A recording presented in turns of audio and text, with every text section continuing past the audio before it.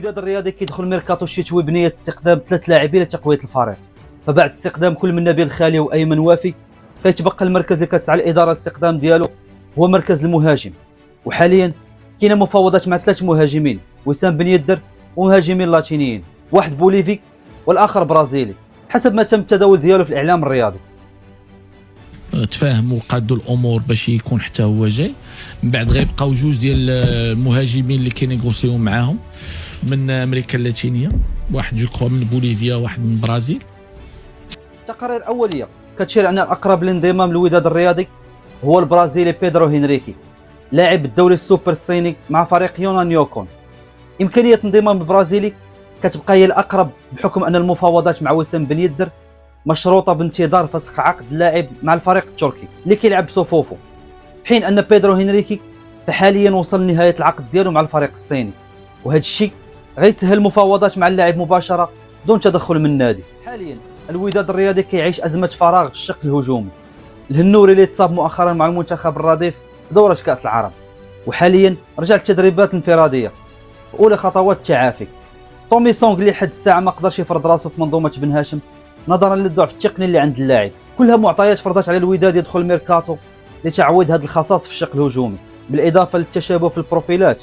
فالهنوري وتومي سونغ بجوج لاعبين بوكس تقليديين، والميركاتو الشتوي غيكون فرصه للوداد للبحث عن بروفيل هجومي متنوع. بيدرو هنريكي لاعب برازيلي كيبلغ 29 سنه، بداياته الكرويه كانت مع نادي انابوليس البرازيلي قبل ما يشد الرحال لنادي غويانو البرازيلي اللي كيمارس بالدوري الجهوي. وبعد تسجيل التالق ديالو اعين كشافه نادي بنفيكا البرتغالي غتستقطب اللاعب للانضمام للفريق الرديف النادي البرتغالي، ولعب معاهم موسمين تفرقات ما بين الاعاره واللاعب الرسمي. واولى البدايه الاحترافيه للاعب غتكون موسم 2023 باش غينضم لنادي رادومياك البولندي الممارس بالدرجه الاولى.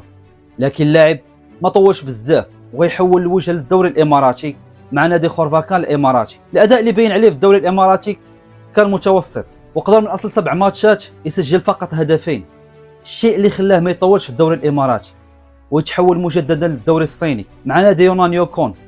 بيدرو قدر يفرض راسه واستطاع يسجل في موسم واحد 13 هدف و4 ديال لي زاسيس بالدوري الصيني الممتاز. بالحديث دابا على البطاقه التقنيه للاعب، فبيدرو مهاجم عصري كيجيد التمركز داخل الكاري جول الصناعه الهجوميه، وكذلك كيقدر يخرج لطلب الكره خارج المربع حتى الميليو والاستثمار بالكره وتحويلها للتمرير العمقي. ولا جيت للصراحه فالوداد واقف على هذا النوع من البروفيلات، حيت حاليا ما كاينش بروفيل مشابه بالفريق. بيدرو هنريكي من اللاعبين اللي كيقدروا يكونوا طرف في الهجمه والتقدم بالكره بامتار انطلاقا من الميليو. بالاضافه كذلك كيقدر يتحول مهاجم صندوق كلاسيكي، حيت كيجي التحويل العرضيات الراسيه باتجاه المرمى. بروفيل بحال بيدرو غيعطي بزاف ديال الخيارات التقنيه للمدرب بن هاشم في البطوله وكذلك مسابقه الكاف، والتواجد ديالو غيخلي المنافسه على مركز المهاجم مشتعله بين الهنوري والبرازيل باستبعاد تومي سونغ. من رايي كيبقى بروفيل بيدرو هنريكي هو الاقرب للوداد بحكم الصيغه التعاقديه اللي غتكون مع اللاعب بنفسه دون الخوض مع متطلبات النادي، حيت حاليا اللاعب البرازيلي ليبر. ناقشوا معنا ارائكم على قيمه اللاعب بيدرو، واش يقدر يقدم الاضافه في حاله القدوم ديالو، ولا يقدر يكون مشابه للبرازيلي الاخر بالوداد بيدريني. بس تنساوش كذلك تضغطوا على لايك والبارطاج. ديما وداد، نشوفكم الحلقه الماجيه.